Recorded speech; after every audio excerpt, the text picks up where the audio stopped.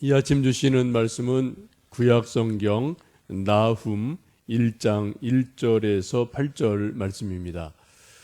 구약성경 1298면 구약성경 1298면 나훔 1장 1절에서 8절의 말씀 함께 합독하시겠습니다. 니느웨에 대한 경고 곧 엘고스 사람 나훔의 묵시의 글이라. 여호와는 질투하시며 보복하시는 하나님이시니라. 여호와는 보복하시며 진노하시되 자기를 거스르는 자에게 여호와는 보복하시며 자기를 대적하는 자에게 진노를 품으시며 여호와는 노루하시기를 더디하시며 권능이 크시며 벌 받을 자를 결코 내버려 두지 아니하시느니라. 여호와의 길은 헤오리 바람과 광풍에 있고 구름은 그의 발에 티끌이로다. 그는 바다를 꾸짖어 그것을 말리시며 모든 강을 말리시나니 바산과 갈멜이 죄하며 레바논의 꽃이 시드는도다. 그로 말미암아 산들이 진동하며 작은 산들이 녹고 그 앞에서는 땅 곧 세계와 그 가운데 있는 모든 것들이 솟아오르는도다. 누가 능히 그의 분노 앞에 서며 누가 능히 그의 진노를 감당하랴. 그의 진노가 불처럼 쏟아지니 그로 말미암아 바위들이 깨지는도다. 여호와는 선하시며 환난 날에 산성이시라. 그는 자기에게 피하는 자들을 아시느니라. 그가 범람하는 물로 그곳을 진멸하시고 자기 대적들을 흑암으로 쫓아내시리라. 아멘. 오늘 함께 읽으실 말씀은 구약성경 나훔서입니다. 나훔서는 이렇게 3장으로 돼 있어서 이제 페이지로 2페이지 이렇게 남짓해서 짧은 시간에 이제 보실 수 있는 그러한 성경입니다. 나훔이라는 그 뜻은 위로 혹은 위로자 그러한 뜻을 가지고 있습니다. 다시 한번 1절을 좀 보시면 그렇게 말씀하죠. 니느웨에 대한 경고 곧 엘고스 사람 나훔의 묵시의 글이라 라고 나훔 1장 1절이 시작을 합니다. 이 나훔을 이제 엘고스 사람이라고 말을 하는데 현대 많은 성서학자들이 엘고스가 어디인지를 정확하게 알기는 어렵다는 견해가 많고요. 어떤 학자들은 엘고스를 이제 나훔의 마을이라고 보면서 이것을 신약 성경의 가버나움이 아니냐라는 견해를 가지고 있는 학자들도 있습니다. 여기 보시면 조금 독특한 단어가 나오는데 니느웨에 대한 경고 곧 엘고스 사람 나훔의 묵시의 글이라 라고 말씀을 합니다. 묵시라는 말을 우리가 가끔 쓰죠. 묵시라는 말보다는 계시라는 말을 더 자주 우리가 사용합니다. 같은 의미이죠. 계시, 묵시 같은 의미이고 영어는 리블레이션이라고 말을 하고요. 1차적인 의미는 가려졌던 것을 커튼을 열어서 보여준다라는 의미입니다. 곧 이 나훔에 나타난 여러 가지 말씀들은 인간 나훔이 말하는 것이 아니라 하나님께서 니느웨를 향해서 생각이 있으신 가리웠던 것들을 예언의 말씀으로 알려주심으로 말씀을 전하게 됩니다. 우리가 성경 읽으실 때 한 가지 특징은 성경의 모든 말씀은 하나님의 감동으로 된 것이기 때문에 우리가 성경 말씀을 읽을 때는 성령의 조명이 없이는 본래적인 의미를 알아갈 수가 없습니다. 사도 베드로도 베드로후서에서 말씀하시기를 성경을 사사로이 풀지 말아라. 왜? 그 이유는 모든 성경이 하나님의 감동으로 된 것이기에 하나님의 성령의 인도하심을 따라서 성경을 읽고 묵상을 하고 그 의미를 뜻을 알아야 된다라고 말씀을 합니다. 예수님도 마지막 이제 십자가 지시기 전에 요한복음 보시면은 마지막 마가 다락방에서 최후의 만찬을 드시고 여러 가지 말씀을 하시는 가운데 내가 떠나가는 것이 유익하다. 보혜사 성령님이 오실 터인데 성령님이 오시면 예수님 말씀하신 모든 것이 기억나게 하시고 또 보혜사 성령께서 깨닫게 해 주실 것이다 라고 말씀하시면서 하나님 말씀을 그냥 인간적인 지식의 차원이 아닌 하나님의 차원으로, 영적인 차원으로 보아야 된다라는 말씀을 거듭거듭 하고 계십니다. 지금 묵시라는 의미도 그렇게 보시면 좋겠어요. 묵시, 계시 이런 말씀이 바로 하나님의 말씀이 들려졌다라고 보시면 좋겠습니다. 대상이 니느웨를 향한 경고의 말씀이라고 말씀합니다. 니느웨를 대상으로 예언의 말씀을 한 특별한 선지자가 나훔과 약 100년 전에 활동했던 요나라는 분이 있습니다. 요나서는 지난 며칠 전에 말씀을 함께 보셨죠. 시기적으로 약 100년의 차이가 있습니다. 요나가 먼저 했고 나훔은 뒤에 하는 그러한 순서로 보시면 좋겠습니다. 요나가 아수르의 수도 니느웨에 가서 이제 복음을 전하고 하나님 말씀 전한 것은 하나님의 심판이 임했다. 회개해라. 구원을 받아라라고 말씀을 선포했을 때 왕부터 가축에 이르기까지 금식하며 베옷을 입고 회개함으로 니느웨 전체가 구원을 받는 놀라운 역사가 일어나게 됩니다. 근데 100년 정도가 지나면서 이 니느웨 사람들이 다시 마음이 강팍해졌어요. 믿음이 사라졌습니다. 하나님을 신뢰하는 그런 것들이 다 식어버리고 100년이면 10년이면 강산이 변하는데요. 100년이면 강산이 10번이나 바뀐 거니까 그 믿음이 옛날 같지 않죠. 우리 한국교회도 1907년 평양 대부흥 때는 엄청난 일이 있었음을 우리가 수많은 기록 통해서 보거든요. 지금 100년이 지나서 우리가 좀 숫자는 훨씬 더 많아졌습니다만 어떤 신앙의 뜨거움, 내용 그것으로 들어가면은 우리 선배들과 같지 못한 것을 우리가 너무나 잘 알고 있죠. 지금 이 나훔의 선지자가 말씀을 전할 때도 약 100년의 세월이 지나간 후기 때문에 니느웨의 왕도 바뀌고 백성도 바뀌고 손주의 손주가 나오는 시대가 돼버렸으니까 전혀 다른 그런 믿음의 토양이 있음을 보게 됩니다. 그래 니느웨 백성들이 다시 교만해지고 하나님을 멀리하는 불신앙의 사람이 되었기 때문에 하나님께서 지금 회개를 촉구하는 또 하나님의 심판을 경고하는 말씀을 가지고 나훔을 세워서 보내게 됩니다.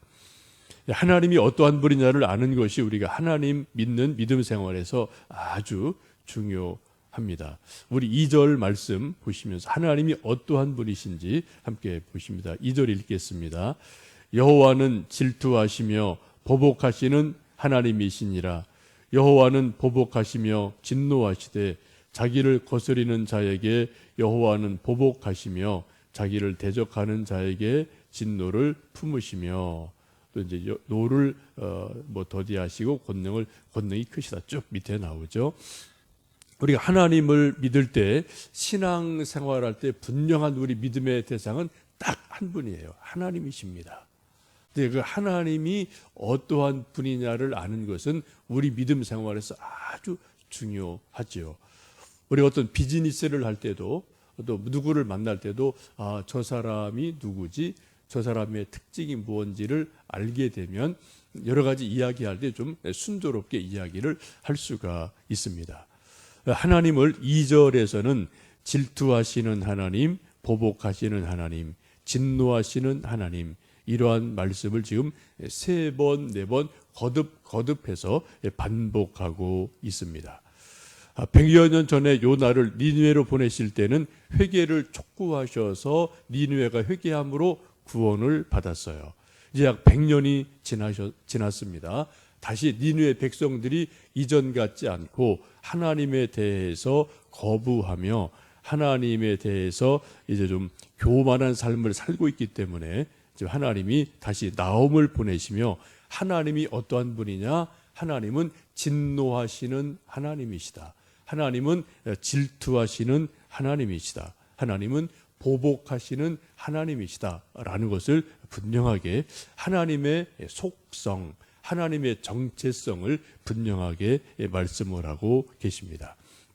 그 이유가 무엇입니까? 2절 끝부분에 보시면은 여호와는 보복하시며 자기를 대적하는 자에게 진노를 품으신다라고 말씀합니다.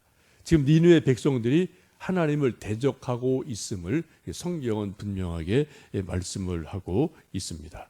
하나님을 거스리는 자에게 하나님께서는 진노하신다라고 나음을 통해서 분명히 말씀합니다. 예수님도 성령을 회방하는 자들에게는 사함이 없음을 분명히 말씀을 하시는 것을 복음서에서 볼 수가 있고요. 그런 맥락에서 사도 바울도 빌립보 2장에서 그렇게 말씀하죠. 항상 복종하여 두렵고 떨림으로 너희 구원을 이루라. 우리가 구원을 이미 얻은 것은 분명합니다. 예수님을 구주로 믿고 영접하는 순간 우리가 구원받은 존재가 된 것은 분명하지만 구원의 완성을 이루는 것은 우리가 죽기까지, 죽는 순간까지 우리는 계속 구원의 완성을 이루어가는 것이고 성장, 성숙하는 것이기 때문에 사도 바울이 빌립보 교인을 향해서 항상 복종하여 두렵고 떨림으로 너희 구원을 이루어 가라라고 권고하고 있습니다. 하나님의 사랑 가장 큰 특징은 사랑이죠. 긍휼이고 사랑인데 하나님의 사랑이 되기 위해서는 때로 진노가 필요함을 성경은 말씀을 합니다. 사랑과 방종은 비슷한데 다른 거죠. 하나님의 사랑을 사랑으로 알지 못하면 하나님의 사랑을 사랑으로 받지 못하는 그러한 니느웨에 대해서 지금 하나님은 나음을 보내셔서 진노로 응대하고 계십니다. 하나님이 진노를 받으시면 어떤 일이 일어날까요? 그것을 6절에서 그렇게 말씀하죠. 6절 읽어보시겠습니다. 누가 능히 그의 진노 앞에 서며 누가 능히 그의 진노를 감당하랴.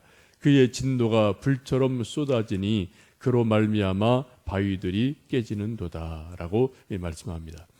그 앞에도 조금 이제 그런 말씀이 있는데 6절 보시면 하나님이 분노를 발하시면 누가 능히 그 앞에 설 수가 있겠느냐? 누가 감당할 수가 있겠느냐? 그 진노가 불같이 쏟아진다. 바위들이 깨진다라고 말씀을 합니다. 하나님의 진노의 가장 실제적이고 상징적인 그런 곳이 소돔과 고모라이죠. 그래서 창세기에 나타난 말씀처럼 하나님의 진노하심의 심판이 유황불로 그곳에 임하게 되고 소돔 고모라가 역사에서 완전히 사라지고 지금은 소위 사해라는 곳으로 좀 그 흔적이 남아 있어서 그곳을 찾는 사람들마다 하나님의 진노가 임하시면 그냥 이 땅 자체가 그냥 사라지는구나. 이런 것들을 우리가 성경 말씀을 통해서 또 이스라엘 또 이제 성지를 혹 가보시면 사회를 둘러보시면 우리가 볼 수 있는 그런 역사적인 현장이기도 합니다. 우리 인간의 편에서는 하나님께서 진노할 것 같은 어떤 말씀 혹은 그런 기미가 보인다면 우리는 재빠르게 하나님께로 우리가 몸을 낮추셔야 돼요. 우리 인간이 아무리 좀 고개를 들고 마음에 힘을 주고 하나님 그러세요? 한번 해보실까요?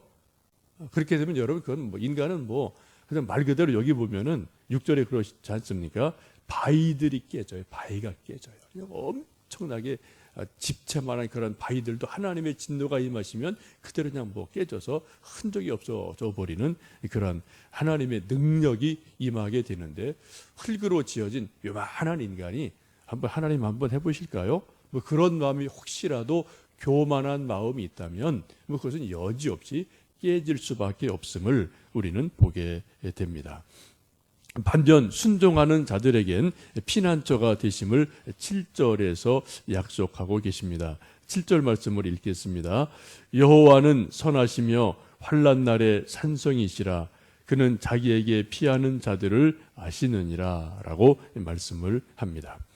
하나님은 늘 이렇게 두 가지 면을 우리에게 보여주셔요. 하나는 사랑, 용서, 긍휼, 무한하신 기다림, 이런 하나님의 사랑이라는 면을 우리에게 아주 강하게 부각시키시는데, 이 사랑이, 하나님의 사랑이 사랑되기 위해서 또 한편에서는 하나님의 진노하심, 하나님의 또 벌 주심, 하나님의 또 여러 가지 인간들을 향해서 또 이제 꾸짖으심, 이런 것들이 또 있음을 우리가 말씀 속에서 보게 됩니다. 6절에서는 진노하시는 하나님의 모습을 말씀하시면서, 또 7절에서는 하나님은 선하셔서 환난 날에 산성이 되신다. 자기에게 피하는 자들을 다 아시고 받아 주신다라고 말씀을 합니다. 하나님의 특징은 딱 하나로 그거죠. 하나님께로 피하는 자들은 하나님이 거절하신 적은 한 번도 없어요. 어느 누구도 아무리 큰 죄를 짓고 아무리 크게 돌아온 탕자처럼 멀리 나갔더라도 하나님께로 돌아오기만 하면 하나님께서는 마음을 여시고 다 받으시며 산성이 되어 주시고 환난 날에 피난처가 되어 주시는 분임을 분명하게 말씀을 합니다. 시편 71편 3절에 이렇게 말씀합니다. 주는 내가 항상 피하여 숨을 바위가 되소서. 주께서 나를 구원하라 명령하셨으니 이는 주께서 나의 반석이시요 나의 요새 시민이다라고 말씀합니다. 시편의 이 기자가 말하는 것처럼 주님은, 하나님은 항상 내가 피할 반석이십니다. 나의 요새가 되십니다. 나의 바위가 되십니다. 라고 고백을 합니다. 이제 또 저희들 연말을 맞으면서 이런저런 나라의 어려운 일도 있고요. 우리 또 개인도 이런저런 또 이제 연말 정리할 일도 있고, 뭐 사업하는 분도 그렇고 우리 교회도 그렇고 다 뭐 나름대로 연말이라는 것이 하나의 매듭을 짓는 의미가 있어서 여러 가지 일들이 있을 터인데, 그때 우리가 꼭 기억하실 것은 하나님은 우리의 산성이 되어 주신다. 우리 요새가 되어 주신다. 세상에서 막 힘들고 어려운 일이 있을지라도 산성과 요새가 되시는 하나님께로 우리가 피하기로 마음을 먹고 하나님 도와주십시오라고 우리가 하나님을 바라볼 때 하나님 문을 여시고 우리를 산성으로, 요새로, 바위로 우리를 감싸주시고 보호하신다라는 것을 굳게 우리가 믿고요. 이 아침 우리 연약함을 하나님 앞에 구하는 시간 되셨으면 좋겠습니다. 기도하겠습니다.